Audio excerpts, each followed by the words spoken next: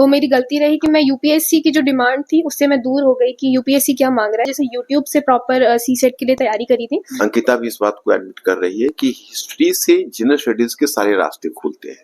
नमस्कार जी, जैसा कि जानते हैं यूपीएससी सिविल सर्विसेज 2024 का फाइनल रिजल्ट आ गया है और ऑल इंडिया रैंक 137 हमारे साथ हैं, जो कि हिंदी मीडियम में टॉपर भी हैं। पहले रैंक हिंदी मीडियम में इनकी अंकिता मैम हमारे साथ हैं।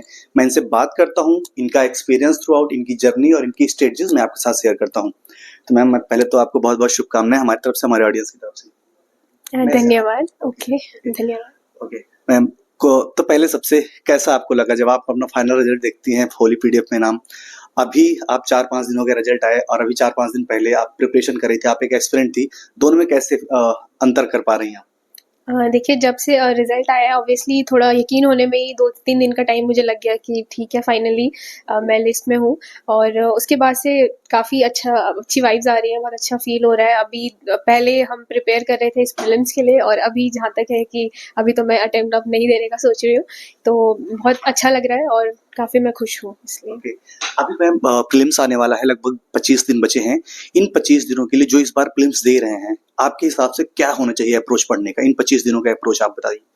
देखिए, अभी 25 दिन जो है ये आपके पास क्रूशियल अब बचे हुए हैं टाइम, तो इसमें मैक्सिमम फोकस आपका पीवाईक्यूज पे होना चाहिए। और जो स्टैटिक आपने पढ़ा हुआ है, कुछ भी नया मटेरियल अभी आप मत पढ़िए। जो आपने अपनी तैयारी के दौरान आपने तैयार किया है आप उसी को पढ़ें और उसी पे अपनी कमांड जो है वो स्थापित करें। पीवाईक्यूज लगाएं और कोई नया टेस्ट ना दें, जिससे कि आपका मोटिवेशन, आप डीमोटिवेट ना हो अगर आपके टेस्ट में कम मार्क्स आते हैं तो अभी मोटिवेशन जो है वो एक की ऑफ सक्सेस है कि आप बिल्कुल भी डीमोटिवेट ना हो। तो वही जो है कुछ मेन पॉइंट्स मेरे हिसाब से होने चाहिए। ओके मैम, सीसेट बहुत अनप्रेडिक्टेबल होता जा रहा है।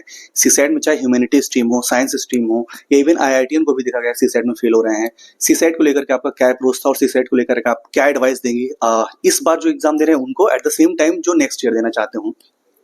देखिए, फर्स्ट अटेम्प्ट ये मेरा दूसरा प्रयास है, तो फर्स्ट अटेम्प्ट में मेरा भी सीसेट क्वालिफाई नहीं हुआ था, जबकि मैं भी साइंस और मैथ्स बैकग्राउंड से थी।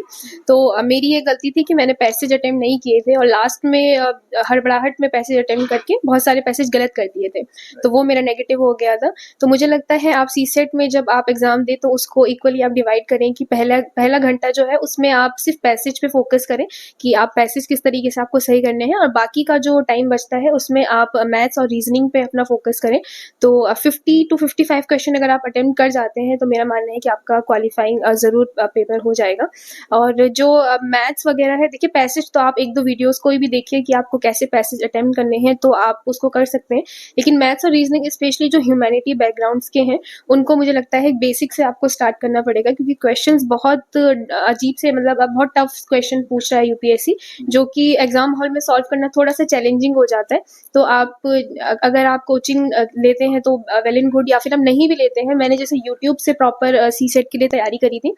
एक सब्जेक्ट का नाम जैसे कि नंबर सिस्टम आपको पढ़ना है तो आप यूट्यूब पे डालिए नंबर सिस्टम यूपीएससी, तो अलग अलग आप कोचिंग के या फिर जो इंडिविजुअली भी लोगों ने पढ़ाया रहता है तो आप उसको कर सकते हैं। खुद से पीवाईक्यू लगाइए और प्रैक्टिस क्वेश्चन कीजिए। आप चैट जीपीटी की भी इसमें हेल्प ले सकते हैं। तो यही सब मैंने किया था अपने सीसेट के लिए। ओके जो मैम अभी प्रिपरेशन करना चाहता है, अभी इस बार तो मान लीजिए नहीं, 2026 में देना चाहता है, उनके लिए आपका क्या एडवाइस होगा? आपने कोचिंग ली, कोचिंग कहाँ से ली, कोचिंग आपको कितना हेल्प की, इन सब के बारे में बताइए। जो 2026 या 27 में देना चाहता है, गांव में कहीं बैठ के दूर दराज ये वीडियो देख रहा है, उनको आपका सजेशन और आप अपनी स्ट्रेटजी बताइए। अगर आप शुरुआत कैसे की, कोचिंग कहाँ से ली, कैसे की, इनके बारे में।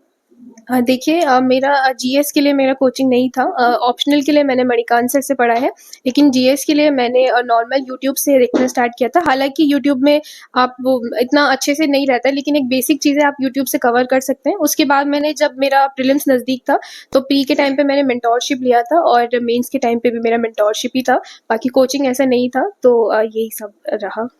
आपका ऑप्शनल सब्जेक्ट क्या था? हिस्ट्री मेरा ऑप्शनल है। मणिकांत सर से आप पढ़ी? यस। कितनी बड़ी भूमिका मानती हैं